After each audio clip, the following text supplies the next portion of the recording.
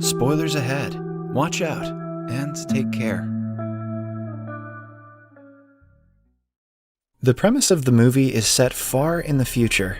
At the beginning of the movie, a voice tells us about the most devastating war mankind has ever faced in history, called the 60 Minutes War. A war that only lasted for 60 minutes, but shattered the Earth's crust into 1,000 pieces that rearranged the former continents.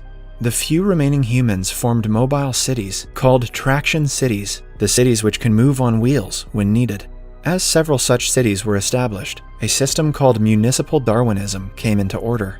According to municipal Darwinism, the larger cities, called the predators, could hunt the smaller ones and take over their resources for survival. At the beginning of the movie, a girl hiding her face under a scarf is overlooking the mountains using her telescope. She sees the massive city of London approaching her way and runs back to her town called Salzhaken. Salzhaken is being attacked by the larger predator city, London. As the officials find out about London approaching them, everyone in the town gets to work. The engines start, and within seconds, the town transforms itself into a vehicle, ready to set off. London closes in on Salzhaken while it tries to escape. In London, many civilians enjoy overviewing the chase as they cheer for their city to win. The Lord Mayor of London is named Magnus Crome. He commands the operators on what measures to take. People from Salzhaken try their best to escape, but ultimately get caught under Chrome's command.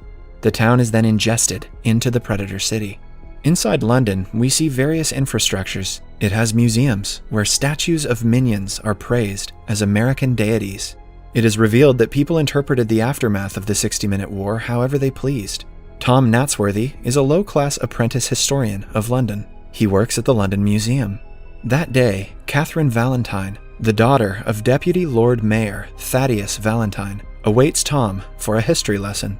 Tom is late to assist Catherine, but unlike other elites, she is friendly and kind to him.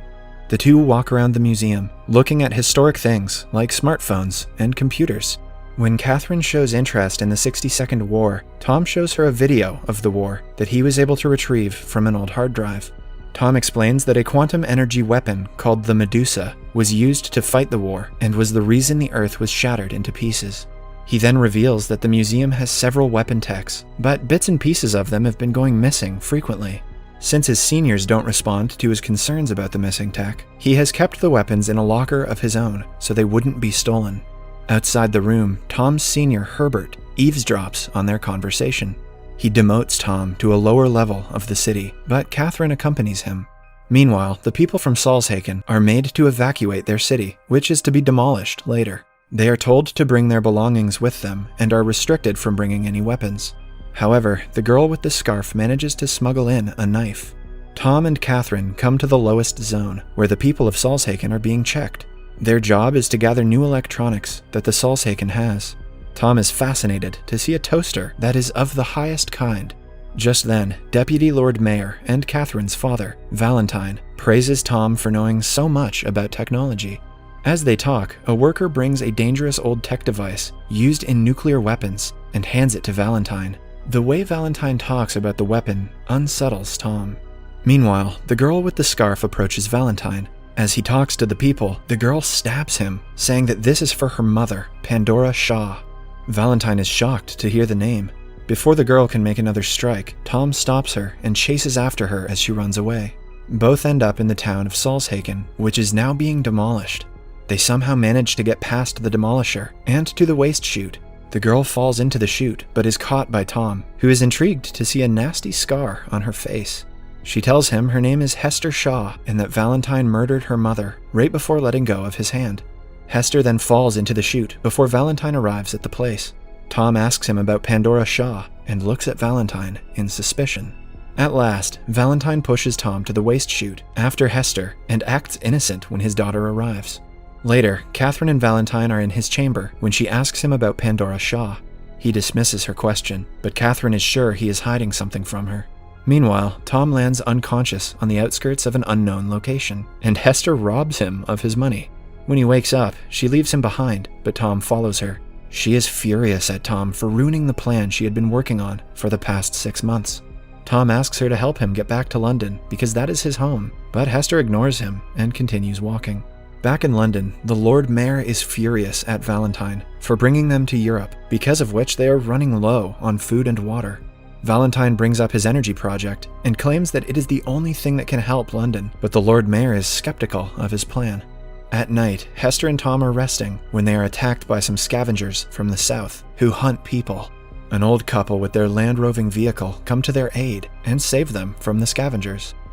They even give the two a tiny room to rest.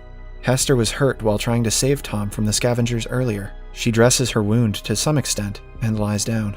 A while later, she tells Tom that her mother, Pandora Shaw, was an archaeologist who loved to dig up buried tech of the past. She worked closely with Valentine, who was always fascinated by her findings. Until one day, Pandora dug up something that Valentine wanted and that she didn't want him to have. That day, he killed Pandora and sliced Hester's face in the process. Hester also mentions a necklace that Pandora handed her before asking her to run away. A single tear rolls down her cheek as she finishes telling the story. Meanwhile, back in London, Valentine visits the repurposed St. Paul's Cathedral, where he is secretly developing the nuclear weapon Medusa. The historic tech that has gone missing from the museum was stolen by Valentine for the same purpose. He has realized that the small cities to hunt are starting to vanish, and soon London will have no food and resources. Hence, he wants to strike the non-moving kingdom of Shanguo, an anti-traction city that has all the resources London will need for hundreds of years. However, Shanguo is firmly protected by the shield wall. So, Valentine wants to create Medusa to destroy it and take over the city. After that, Valentine hears the news of a cyborg being found in the seas by a small town. He visits the creature when one of his companions tells him he will be of use to kill Hester. The creature is captured in a case and tells Valentine that Hester has broken a promise she made to him, because of which he wants to kill her. Hearing this, Valentine lets the creature go. In the meantime, Catherine visits Tom's friend Beavis to ask him what her father is hiding from her. Beavis somehow knows that Valentine pushed Tom into the chute. Catherine almost doesn't believe him when Beavis adds that her father is also running a secret project. In return for the information, she offers to show him the historic tech that Tom had shown her at the beginning of the movie. Meanwhile, Hester is still asleep aboard the old couple's vehicle when Tom wakes her up. He says that the vehicle has turned south, so the couple has lied to them. Tom finds a way out under the floor, but Hester cannot jump off because of her injury. He refuses to go without her, and both are soon caught. They are then held hostage and put up for slave auction in a town. Hester is almost bought by a man when suddenly, a girl that stands out from the crowd claims Hester for herself. The auctioneer recognizes the girl as a wanted criminal and member of the Anti-Traction League, Anna Fang. She kills the auctioneer in a single shot and asks Tom and Hester to run away. However, they do not get far before suddenly, the cyborg from earlier who wanted to kill Hester arrives. Hester recognizes him as Shrike. Shrike approaches the two as they run away from him. He almost gets them, but they are saved by Anna again. Anna then flies them in her airship and tells Hester she looks like her mother. Sensing the two's curiosity, Hester reveals how she knows Shrike. It turns out that he had found her after Valentine killed Pandora, and ever since has been her parent. Shrike raised her and helped her survive in the world. He is the only cyborg left after all of his kind were killed. One day, Shrike was fed up with always seeing Hester sad, so he made an exoskeleton with the intention to transform her into a cyborg as well. Hester promised him that she would go through with the plan, but found out about Valentine's whereabouts right after. Hence, she ran away, and Shrike followed her in order to kill her for breaking the promise. Tom is stunned to hear the story. The two are then taken to an airborne city called the Air Haven, where they meet other members of the Anti-Traction League. They have caught up upon Valentine's suspicious activities and know it has something to do with Pandora. Hence, they have recruited Hester to find out more about Valentine's plan. Hester informs them of a box that Valentine killed her mother for. As they talk about the box, Tom remembers the time a worker handed Valentine some old tech used in the 60-second war. He finally realizes that Valentine is planning to restart Medusa, the weapon that destroyed the Earth many centuries earlier. He tells everyone that the box was the computer core system to initiate the quantum energy weapon, Medusa. The only way to stop the weapon is a crash drive, a type of key that overrides Medusa's firing sequence. Back in London, Tom's superior at work, Herbert, tells Valentine about the old tech that Tom had hidden. He quickly sends his men to recruit the devices. At the same time, Catherine also brings Beavis to the museum, but sees that the devices have already been stolen. The museum's overseer shows them a secret way to St. Paul's Cathedral, so that the duo can see Valentine's project for themselves. They make their way upstairs to the church, where they see a massive piece of machinery that Valentine calls Medusa. It has finally been completed, and is ready for attack. They hide behind a wall and listen to Valentine talk about attacking Shangguo. Just then, the current Lord Mayor enters the church and orders the guards to arrest Valentine for conducting the unlawful experiment. However, the guards stay in place, revealing that they work for Valentine now. At last, he kills the Lord Mayor as a horrified Catherine watches. The two escape from the stairs later. At the Airhaven, suddenly the lights go off and Shrike arrives looking for Hester. Chaos ensues as the whole city lights on fire. Tom and Hester run away from Shrike, but he battles with the Anti-Traction League members and soon catches up with the two. He is about to kill Tom when Hester begs him not to. Seeing her crying for someone, Shrike realizes that she has finally found someone she loves and isn't unhappy anymore. That means he doesn't have to convert her into a cyborg. A severely injured Shrike hands Hester the necklace Pandora had given her and dies instantly. Hester, Tom, and the members of the Anti-Traction League now make their way to the city of Shangguo. They meet Shangguo's governor, Quan, and tell him of Valentine's plan.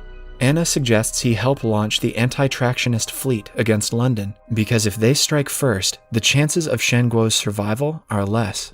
Quan orders the guards to strike at London before they strike them. Tom retaliates, saying that innocent Londoners should not be punished for Valentine's mistakes. Quan claims that if there was another way to defend his city, he would. Then, everyone starts to prepare for the battle, as Tom walks away, annoyed.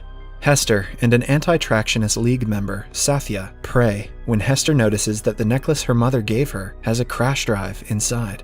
She and Tom quickly run to Anna to tell her about the finding. However, right then, Valentine launches the first attack on the shield wall and destroys it partially. It sends the city of Shangguo into havoc. People are pushed around because of the force created by the explosion. Immediately after the first strike, Valentine orders to recharge the system and launch the second strike. However, the recharge will take some time. After getting the crash drive, Anna and the others from the Anti-Tractionist League, along with Hester and Tom, get on their respective ships and fly towards London. Intense air combat ensues between the two cities. Many of the Anti-Tractionist League's members are killed in the battle, but Anna, Tom, and Hester ascend unharmed. Anna manages to hover the aircraft above London, and Hester gets inside, taking the crash drive with her.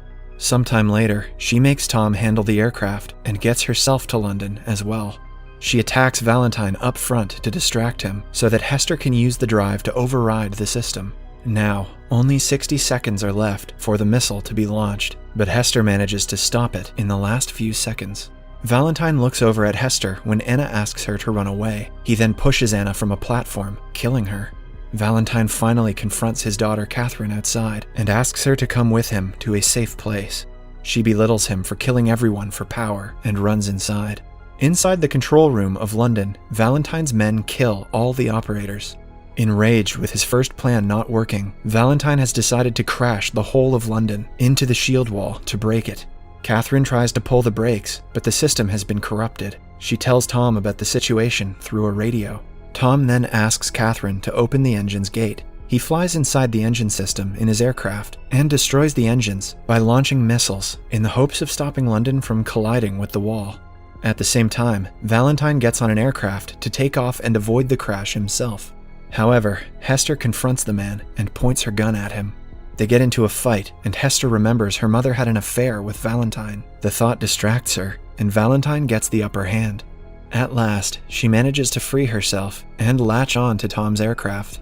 When she is safe, Tom launches a missile at Valentine's aircraft and finally kills him. London stops seconds before crashing into the wall, and all the residents come outside. They walk to Shangguo in the hopes of starting a new life.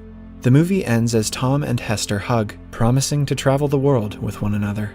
Subscribe for more videos like this, turn on notifications, and leave a like to help the channel out. Thank you for watching.